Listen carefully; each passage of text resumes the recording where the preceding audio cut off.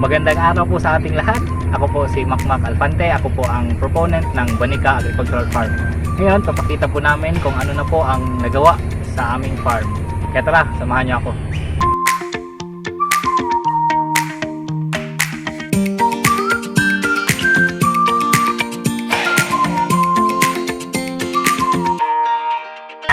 So ito po ang aming first greenhouse. Dito po tayo nagpapatubo currently ng onion at lettuce. So tara.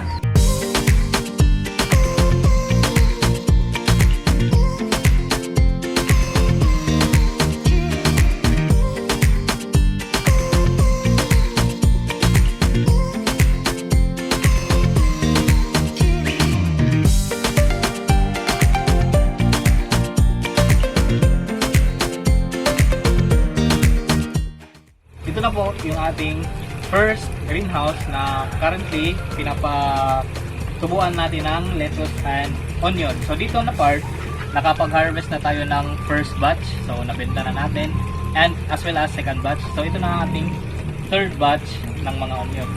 So as you can see, meron tayong mga sunod agad. So ito mga next batch na to, tapos ito din next batch din ito. Kalit. So sa part na doon ay mga onion. So meron din po kaming trinay na bagong paraan sa pagpapatubo ng lettuce. So ito yung nakasanayan namin na styro cup na may butas para labasan ng fruits. So ang bago namin trinay, itong seedling tray lang to na ginupit namin. Ang advantage dito ay mas konti lang na kukupit ang kailangan, and mas madali yung pag-sow ng seedling. So dito makakatipid tayo ng almost 3 times na kukupit na kailangan, and 3 times faster din sa pag-sow ng seeds hanggang sa paglagay dito sa ating hydroponic setup. Ito na po yung ating hydroponics na onion.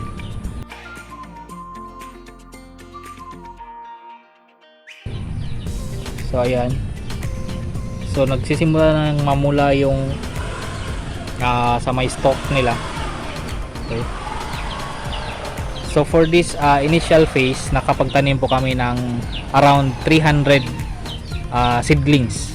So per cup, nilagyan namin to ng tigda 2 seedling ng onion.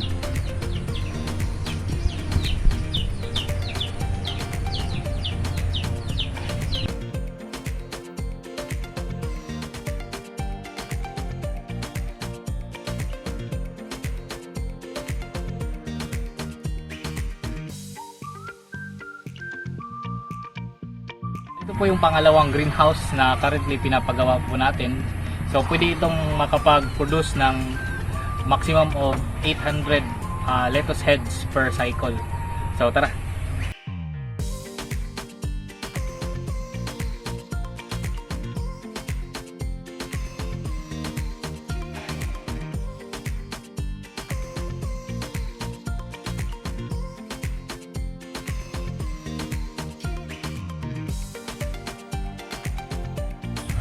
So malapit na tong matapos, siguro mga by Saturday. Malipat na po namin yung mga first batch ng seedling dito sa ating pangalawang greenhouse. So ito pipinturahan na lang. So ito po yung masisipag na mga karpintero namin, sila si Kuya Litoy, si Mark, si Emerson. So konti na lang to pag matapos tong mga piping. So pwede na tong operational this week. So sa area po na ito, dito namin itatanim ang onion. Lalagyan po namin ito ng drip irrigation system, at lalagyan din po ng greenhouse na tunnel type greenhouse. Nang sa gayon ay hindi siya ma-expose sa ulan, at meron din po tayong medyo malalalim na drainage canals para yung onion po talaga ay hindi matutubigan. So nilagyan na po namin ito ng soil amendments, ang ating mga beds. So ang ilagay po namin dito ay carbonized rice hull, yung compost soil, saka yung rice hull na matagal nang nakaimbak. So ang ginagawa po nun ay ginawag malambot yung lupa natin. Pansin nyo, may mga tumutubo ng mga kaunting damo. So sinadya po namin to, papatubuin muna yung mga damo, And pag lumalabas na yung mga damo, sprayhan natin ng weedicide para sure na mamatay lahat yung damo bago pa natin taniman ng ating mga binhi ng mga sibuyas.